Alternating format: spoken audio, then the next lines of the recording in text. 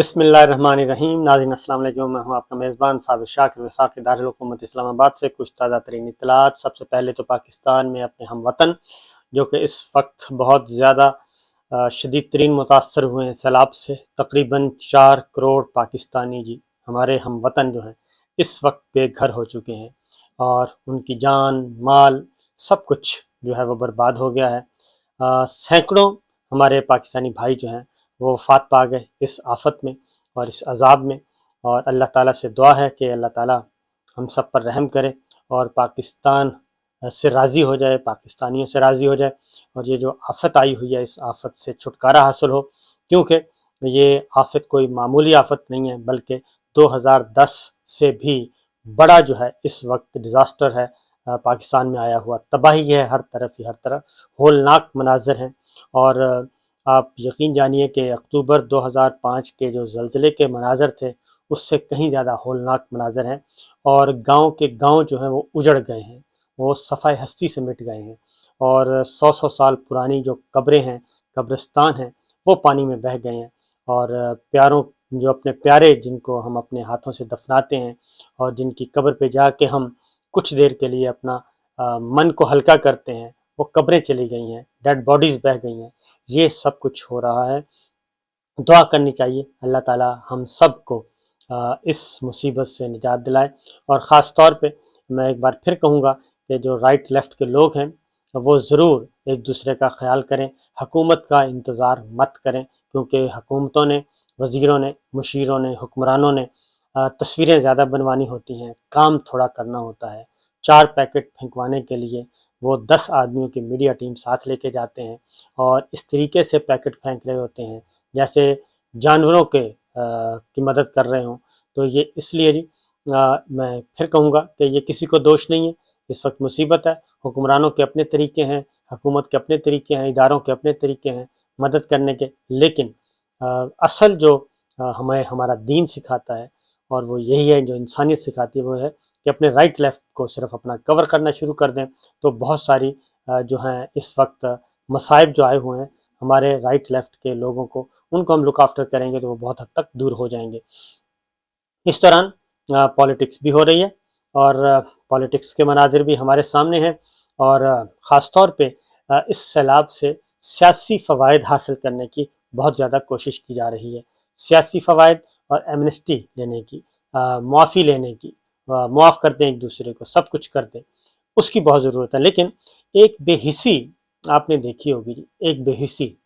ہمارے جو اس وقت رولنگ کلاس ہے، رولنگ کلاس ہماری پولیٹیکل نان پولیٹیکل اشرافیہ، ہمارے بزنس مین، صنعت کار، یہ سارے کے سارے، اور خاص طور پہ وہ جو ہمارے حکمران رہے ہیں، حکمران خاندانوں نے ابھی تک 1 روپے کا بھی اعلان نہیں کیا، 1 روپے کا بھی۔ اگر وہ اپنے بیرون ملک جو جائیدادیں ہیں، ان کی بلینز آف ڈالرز کی جائیدادیں ہیں، ان میں سے چند کروڑ ڈالر بھی اگر اس وقت وقف کر دیں سیلاب زدگان کے لیے، چلیں سیاسی فائدے کے لیے کر دیں، تصویریں بھی بنوانی ہیں تو ان پیسوں سے کروائیں اور اپنی آمدنی سے لے کے آئیں۔ ابھی تک ایسا کچھ نہیں میں نے دیکھا کہ بہت ہی افسوسناک بات ہے کہ کسی بھی حکمران نے، کسی بھی رولنگ کلاس نے یہ نہیں کہا، پولیٹیکل ہے یا نان پولیٹیکل ہے جو بھی ہے، کسی نے یہ نہیں کہا کہ میں اپنے حصے سے، اپنے بیرون ملک جائیدادوں سے اتنی جائیداد جو ہے وہ وقف کر رہا ہوں۔ یہ اس وقت ایک المیہ ہے، اور یہی چیز ہے، ہم عوام جو ہیں ہم نے ان کو اقتدار حاصل کرنے کے لیے ایک زینے کے طور پہ استعمال کرتے ہیں، سیڑھی کے طور پہ استعمال کرتے ہیں، جبکہ حکمرانوں کا یہ فرض ہے، پولیٹیکل پارٹیز کا یہ فرض ہے کہ وہ ایک ویلفیئر سوسائٹی، ویلفیئر کنٹری، فلاحی معاشرہ جو ہے وہ قائم کریں۔ یہ ہمارا آئین بھی کہتا ہے، ہمارا دین بھی کہتا ہے، اور اس پہ ہمیں کام کرنا چاہیے، لیکن فلاحی نہ معاشرہ بناتے ہیں، نہ ہی ہم فلاحی ریاست بنانے کے لیے قائم ہیں، تیار ہیں، بلکہ ہم کچھ اور ہی کرتے ہیں، اور صرف لوٹتے ہیں، اپنے خزانے جو ہیں، اپنے بینک بیلنس ان کو بڑھاتے ہیں، اپنی پراپرٹیز بڑھاتے ہیں، جبکہ اس وقت صورتحال یہ جو سارا سال ہم ٹیکس دیتے ہیں، ہر شہری ٹیکس دیتا ہے، اس وقت بھی دے رہا ہے، غریب سے غریب بھی دے رہا ہے، امیر سے امیر بھی دے رہا ہے۔ وہ جو غریب شہری سب سے زیادہ غریب ٹیکس دیتا ہے، وہ ٹیکس اسی لیے ہوتے ہیں کہ مصیبت کے وقت ریاست ان کی مدد کرے گی، حکومت ان کی مدد کرے گی، لیکن ہمارے ہاں الٹا ہے، ہم دوسروں کی طرف دیکھنا شروع کر دیتے ہیں کہ جناب ہمیں باہر سے کچھ آئے گا، اس میں سے کچھ اپنے لیے رکھیں گے، کچھ عوام میں تقسیم کر دیں گے۔ یہ سب کچھ ہو رہا ہے۔ دوست ممالک آ رہے ہیں، یو اے کی گورنمنٹ آئی ہے، سعودی آیا ہے، اور باقی کچھ کینیڈا نے $20,000 کا اعلان کیا ہے۔ اس طریقے سے جی قطر، ہلال احمر قطر جو ہے، انہوں نے اعلان کیا ہے $1,00,000 کا۔ تو یہ چیزیں آ رہی ہیں، اور ان پہ نظر رکھیے گا کہ استعمال کہاں ہوتی ہیں، کیونکہ بالعموم ہوتا یہ ہے کہ باہر سے بہت ہی اچھے اچھے کمبل آتے ہیں، بستر آتے ہیں، دودھ آتا ہے، خشک دودھ آتا ہے، سب کچھ آتا ہے، خوراک آتی ہے، پتی آتی ہے، چینی آتی ہے، لیکن ان میں سے 50% بھی مستحقین تک نہیں پہنچتا، اور وہ حوالے کر دیا جاتا ہے ایم پی ایس کے، ایم این ایس کے، اور دوسری اداروں کے، اور وہ پھر اپنے اپنے مرضے سے اپنے اپنے بندر بانٹ کرتے ہیں، اور اس کے بعد پھر پرچیاں چلتی ہیں۔ تو اسی دوران ایک اور کام بھی ہوا ہے، اور وہ یہ ہوا ہے کہ رول آف لا۔ ایک بات ذہن میں رکھیے کہ سیلاب پہ سیاست ہر کوئی کر رہا ہے، بہت زیادہ ہو رہی ہے، سوشل میڈیا پہ بھی ہو رہی ہے، میڈیا ڈیوائیڈ ہے، لیکن اس سیلاب میں سیاست کے ساتھ ساتھ کچھ فوائد حاصل کرنے کی بھی کوشش کی جا رہی ہے، اور وہ فوائد ایسے ہیں کہ بس تصور ہی کیا جا سکتا تھا، لیکن اب وہ عمل پذیر ہو رہے ہیں۔ اور سابق وزیر اعظم جو کہ سزا ہوئی ہے، ان کو سزا یافتہ ہیں، عدالت کو مطلوب ہیں، وہ چند ہفتے کے لیے گئے تھے، اپنے علاج معالجے کے لیے گئے تھے، بیرون ملک گئے تھے، اور گارنٹر تھے جناب ان کے چھوٹے بھائی، لیکن وہ ابھی تک واپس نہیں آئے پاکستان میں، اور ان کی طبیعت اچانک خراب ہوئی تھی، وہ سارا سین آپ کے سامنے ہے، لیکن واپس نہیں آئے۔ اب ان کے باقاعدہ طور پہ کیونکہ وہ سزا یافتہ تھے، اس لیے جب انہوں نے تقریر کی، کون سی تقریر کی؟ جس تقریر میں موجودہ army chief general Qamar Javed Bajwa صاحب کو باقاعدہ طور پہ براہ راست ان کو لتاڑا، انہوں نے بھی اور مریم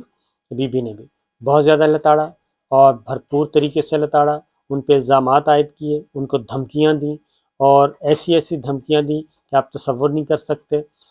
سپہ سالار، پاک فوج کے سپہ سالار کو یہ سب کچھ ہوا، لائیو ہوا، اور یہ لاہور میں ہوا، یہ کوئٹہ میں ہوا، یہ کراچی میں ہوا، یہ گجرانوالہ میں ہوا، ہر جگہ ہوا۔ اس کے بعد ان کے براہ راست خطاب پر لگا دی گئی پابندی، اور پابندی لگانے کے بعد کیونکہ ان کہا گیا کہ وہ سزا یافتہ ہیں، یہ پابندی چلتی رہی، لیکن کل یہ پابندی اچانک ختم ہو گئی، بلکہ اسٹیٹ ٹیلی ویژن، پاکستان ٹیلی ویژن جو کہ ریاستی حکومت کا ادارہ ہے، حکومت کنٹرول میں ہے، اس نے بھی براہ راست لندن سے انہوں نے تقریر کی۔ تقریر کرنے کے بعد وہ قوم سے براہ راست قومی نشریاتی رابطے پہ دکھایا گیا، اور تمام ٹی وی چینل نے دکھایا، اور بھرپور طریقے سے دکھایا۔ ابھی تک کسی کو بھی شو کاز نوٹس جاری نہیں کیا گیا کہ آپ نے ایک سزا یافتہ شخص کا خطاب جو ہے وہ کیسے چلایا۔ دو تین باتیں، ایک تو اس پہ جو سوالات اٹھ رہے ہیں، وہ سوالات یہ ہیں کہ کیا یہ پابندی کا نوٹس واپس لیا گیا؟ نہیں لیا گیا۔ پیمرا کا جو حکم نامہ ہے وہ برقرار رہے۔ تو پھر یہ کس کے حکم پہ یہ سب کچھ ہوا؟ پاکستان ٹیلی ویژن پہ یہ کیوں ہوا؟ اور پھر باقی ٹی وی چینلز ہیں جنہوں نے دکھایا، ان کے خلاف کارروائی کیوں نہیں ہوئی؟ یہ سارا کچھ ہو رہا ہے۔ دوسری یہ سمجھ آتی ہے، دوسری بات، ایک اور سوال اٹھتا ہے کہ آخر وہ کون سی کمزوری ہے، کون سا ویک پوائنٹ ہے، وہ کون سی چیز ہے جس کے ہاتھوں ہماری مقتدر شخصیات جو ہیں وہ بلیک میل ہو رہی ہیں، اور وہ اس حد تک کمزوری کا مظاہرہ کر رہی ہیں کہ ان کے سامنے بے بس نظر آتے ہیں۔ کیا وجہ ہے؟ اتنی بڑی ایسی کون سی چیز ہے؟ میرا خیال ہے کہ قوم سے شیئر کریں، اور قوم سے شیئر کریں گے تو ہو سکتا ہے کوئی فائدہ ہو، اور قوم ان کے ساتھ، آپ لوگوں کے ساتھ کھڑی ہو جائے، تگڑی بن کے کھڑی ہو جائے کہ ہم نے بلیک میل نہیں ہونا، اور اگر کوئی چیز انہوں نے بنا کے رکھی ہوئی ہے، کوئی آڈیو ہے، ویڈیو ہے جس کا تذکرہ وہ کرتے ہیں، تو میرا خیال ہے کہ وہ آنا چاہیے اور وضاحت کرنی چاہیے۔ دوسری جانب ہو کیا رہا؟ ایک طرف یہی مریم بی بی کے لیے بھی یہی حکم نامہ تھا پیمرا کا، وہ بھی ختم ہو چکا ہے، اب ان کی تقریریں بھی آتی ہیں، خطاب بھی آتا ہے، press conference, talk shows, interview, سب کچھ آتے ہیں، تو دیر از نو بار۔ اب آتے ہیں عمران خان صاحب، دوسری جانب عمران خان صاحب ہیں، اور ان کو بھی سزا بھی نہیں ہوئی، لیکن ان کے براہ راست خطاب پر پابندی عائد کی ہوئی ہے، اور نہ صرف ان کے خطاب پر پابندی ہے، بلکہ تمام وہ اینکرز جو ہیں جو ان کا ان کی طرفداری کرتے ہیں یا اس پابندی کے خلاف آواز اٹھاتے ہیں تو ان کو جناب ان کی لسٹیں تیار کر کے ان کو ایک ایک کر کے سائیڈ لائن کیا جا رہا ہے، نہ صرف ان کو آف ایئر کیا جا رہا ہے بلکہ ان کے خلاف ٹاسک دیا جا رہا ہے باقاعدہ طور پہ کہ جناب ان جرنلسٹوں کو، صحافیوں کو، اینکرز کو آپ نے فکس کرنا ہے کسی بھی مقدمے میں کسی بھی طریقے سے۔ یہ سب کچھ ہو رہا ہے، اور عمران خان صاحب کی تقریر پر پابندی جس نے آج تک نہ تو کسی فوجی جوان کو گالی دی، نہ کسی فوجی افسر کو گالی دی، نہ ہی کسی جرنیل کو گالی دی، نہ ہی کسی آرمی چیف کو دھمکیاں دی، کچھ بھی نہیں کیا آج تک انہوں نے، لیکن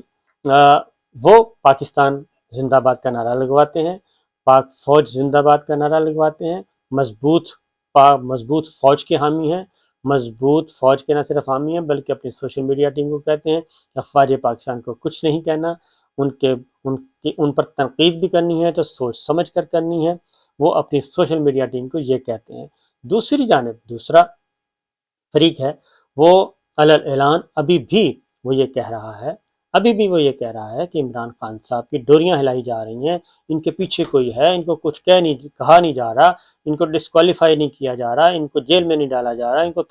ان کے پیچھے کوئی نہ کوئی ہے، اور پیچھے کا مطلب ہے کہ افواج پاکستان اسٹیبلشمنٹ کی طرف اشارہ کرتے ہیں، لیکن ایسا کچھ نہیں ہے۔ تو ان پہ یہ صوبتیں جو پاکستان کا نام لیتے ہیں، پاکستان کی فوج کے ساتھ کھڑے ہیں، خواہ وہ سیاستدان ہیں، خواہ وہ صحافی ہیں، خواہ وہ میڈیا ہاؤسز ہیں، ان کو تو لگا دیا گیا ہے دیوار کے ساتھ، بلکہ ان کا تو جینا کر دیا گیا ہے حرام، باقاعدہ طور پہ فزیکلی جینا حرام کر دیا گیا ہے۔ اے آر وائی نیوز کو لے لیں، اے آر وائی نیوز کو 20 دن ہو گئے ہیں بند ہوئے، اور اب یقینی میں آپ کو حقیقتاً بتا رہا ہوں کہ انڈر اوتھ کہہ سکتا ہوں، حلفیہ طور پہ کہہ سکتا ہوں کہ 4000 خاندان جو ہیں وہ ان کے آپ اوپر کے کوئی 200-400 چھوڑ دیں، باقی تمام جو لوگ ہیں، تمام امپلائیز ہیں، تمام خاندان جو ہیں وہ فاقوں پہ آ گئے ہیں، اور وہ فاقوں پہ نہیں بلکہ خودکشیوں پہ آ جائیں گے۔ لیکن ایک ایسا خدا نخواستہ ایک ایسا تکبر ہے، بغض ہے، اناد ہے، انتقام ہے کہ وہ آگ بجھتی نہیں ہے اور اس کو نہیں کھولا جا رہا، اور حالانکہ سندھ ہائی کورٹ اعلیٰ عدلیہ حکم دے چکی ہے کہ ایسا اس کو بحال کیا جائے، اس کو کھولا جائے، لیکن طاقت ہے، طاقت کا نشہ ہے، طاقتور لوگ ہیں، وہ کہتے ہیں ہم نہیں کھولیں گے۔ تو یہ سب کچھ ہو رہا ہے جی، دیکھتے ہیں کیا ہوتا ہے آگے۔ اجازت دیجیے، اللہ حافظ۔